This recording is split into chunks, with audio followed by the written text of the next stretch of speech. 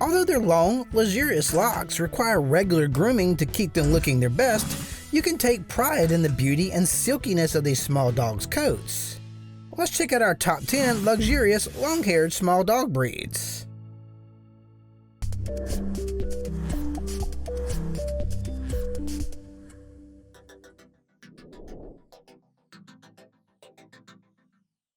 The diminutive Chihuahua comes in two different coat varieties, smooth coat and long coat. Even though the long-haired Chihuahua will require more grooming than its short-haired but otherwise identical analogs, its coat is still relatively low maintenance. A comb and a brush through once a week is generally enough to keep them looking luxurious. The long-haired Chihuahua does shed a bit, but it's not excessive like some double-coated or larger breeds that simply have more hair to shed. The coat of the long-haired Chihuahua will not need trimming either, as it stays the same length throughout much of its life. However, long-haired Chihuahuas are not born with long hair.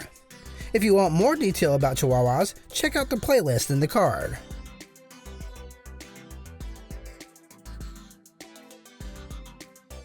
There's no such thing as a smooth-coated Havanese. Well, not naturally anyway. This companion breed from the island nation of Cuba, more specifically Havana, from which it borrows its name, has a coat that can be straight, wavy, or curly and grows to 6 to 8 inches in length. Like its other Bichon cousins, like the Bichon Frise and Maltese, the Havanese is considered hypoallergenic. It's not to say they can't or don't cause allergic reactions, but they are less prone to do it than other dog breeds. The Havanese fur grows quickly and without brushing it at least a few times a week can become tangled and matted. The Havanese doesn't shed, the hair just gets caught in the coat, so it needs grooming regularly.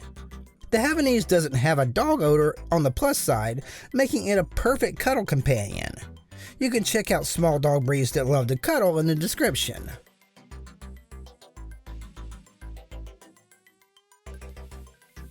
Also a Bichon breed, and also from an island nation, the Maltese shares many of its Cuban cousins' traits. Although we often see Maltese with short haircuts like the puppy cut, they can grow hair long enough to puddle on the floor under the dog. The shorter cut decreases the amount of daily brushing you have to give your dog and gives them that perpetual puppy look. Or even a teddy bear with its dark eyes and little black nose contrasting nicely with its solid white coat. Fun fact. Their cute black button nose can turn pink if the dog doesn't get enough sun. The nose of a female can also turn pink when she is in heat.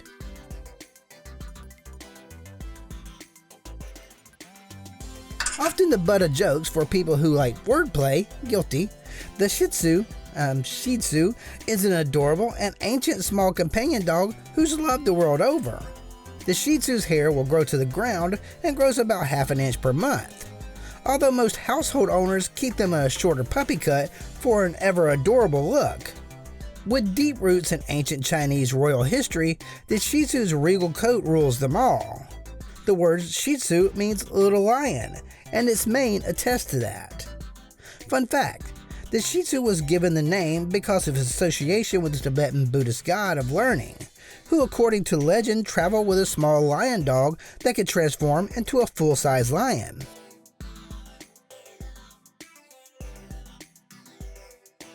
I have a Facebook friend who is enamored by Chinese Cresteds.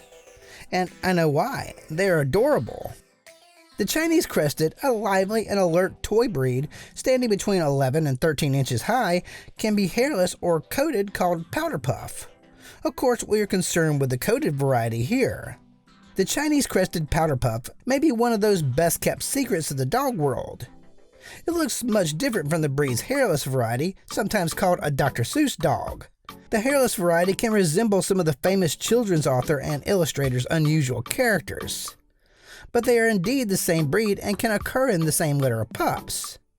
The Chinese Crested Powderpuff variety has a silky, thick double coat consisting of a straight, silky outer coat and a short, woolly undercoat. There is little shedding, so you'll not find hairs all around your home, but this means that the coat can mat easily. These dogs need daily brushing, and a weekly bath is often recommended to keep them looking and smelling fresh. If you want a small dog with long hair that is clean and doesn't require baths often, the Japanese Chin might be the dog you're looking for.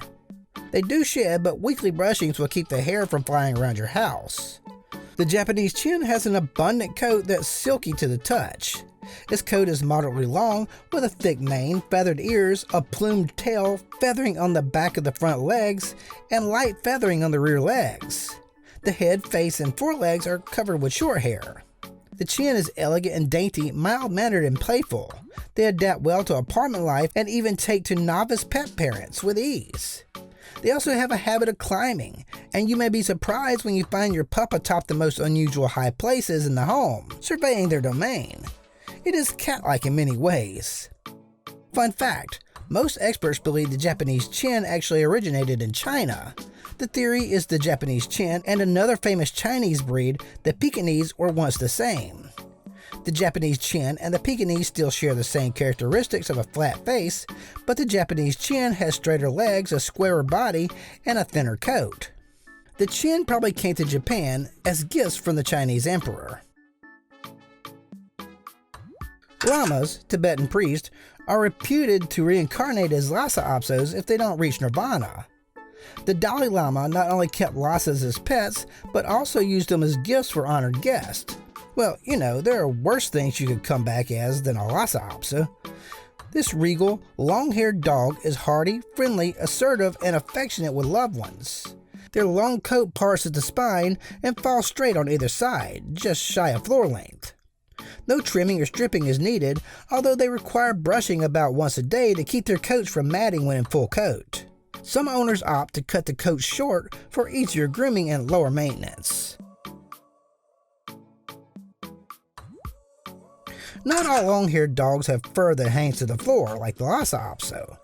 The Pomeranian coat is best described as fluffy rather than flowing.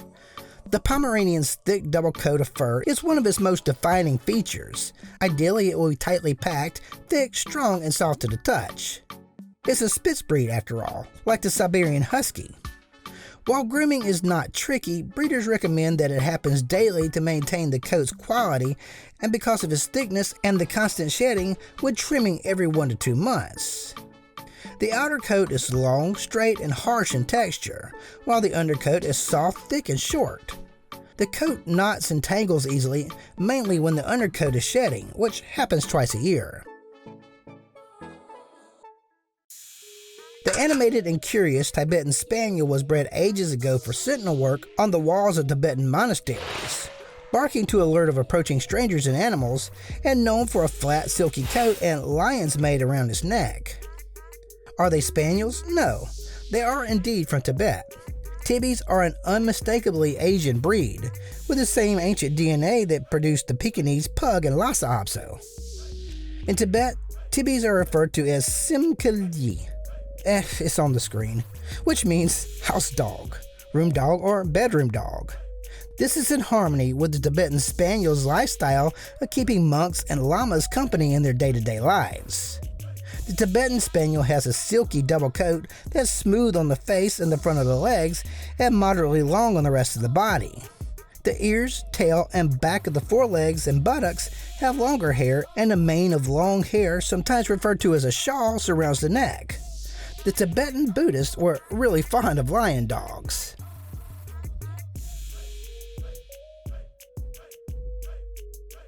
Just when you were starting to think this list was about Asian dogs, we take a trip to jolly old England to visit the Yorkshire Terrier, or Yorkshire Terrier if you really want to get hazed in the comments by less than beguiled Brits. You do realize the mispronunciations are not always unintentional, right? Anyway, Yorkshire Terriers come in 2 different types of coats. Some of them have silky coats, others possess wavy and woolly coats. In a silky coat, the hair is fine, long, smooth, straight, and shiny. A silky adult coat is desirable in dog shows and competitions, but might not be the most desirable for people wanting a household pet. The second type, known as the woolly or wire coat, is wavy, dense, and looks woolly. Though this coat is also composed of hair, it doesn't grow long, unlike the silky coat. The cotton or wavy coat sheds more than the silky coat, but requires less grooming. Either coat covers a friendly, loving, and affectionate dog that excels as a family companion or as a therapy dog. Well, that video was shorter than I thought it would be. Get it? Hey, you got time to watch some more videos. Here's some.